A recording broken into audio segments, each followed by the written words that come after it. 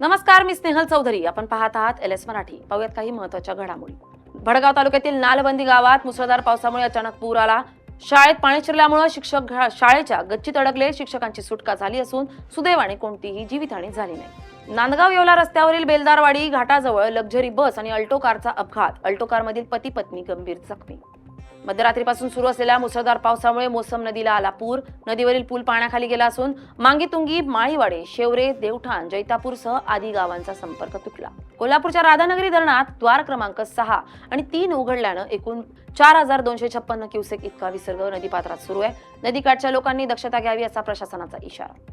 पालघर जिल्ह्यात पुन्हा एकदा भूकंपाचा धक्का बसला. भूकंपाचा केंद्रबिंदू जव्हार तालुक्यातील शिरोशी परिसर असून भूकंपाची तीव्रता 3.5 रिश्टर स्केल इतकी नोंदवण्यात आली आहे. पुण्याच्या राजगड तालुक्यातल्या करंजावणे येथे भात लावणीसाठी चिखलणी करत असताना एक ट्रॅक्टर चिखलात रुतलाय.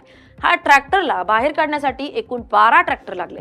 परभणी जिल्ह्यात पावसाने दांडी मारल्यानंतर लावली पुन्हा हजेरी. पावसामुळे जनावरांच्या पाण्याच्या चाऱ्याचा प्रश्न मार्गी लागल्यानं शेतकरी आनंदित असून पालम तालुक्यातील नदीवरील एक पूल गेला वाहून.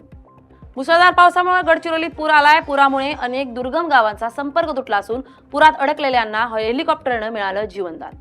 धुळे सुरत राष्ट्रीय महामार्गावरील विसरवाडी उड्डाणपुलावर 2 ट्रकची झाली भीषण धडक. दुर्घटनेत एक ट्रक चालक गंभीर जखमी झाला असून सुरक्षा कठड्याचा प्रश्न पुन्हा एकदा ऐरणीवर. गेल्या 2 दिवसांपासून सुरू असलेल्या मुसळधार पावसामुळे चंद्रपूर जिल्ह्यातील वर्धा नदीला पूर आलाय. पुराच्या पाण्यामुळे भोयगाव येथील पूल पाण्याखाली गेला असून जिल्ह्यात ऑरेंज अलर्ट जारी करण्यात आलाय. या होत्या काही महत्त्वाच्या घडामोडी. पाहत राहा LS मराठी, सत्याची नवी दिशा.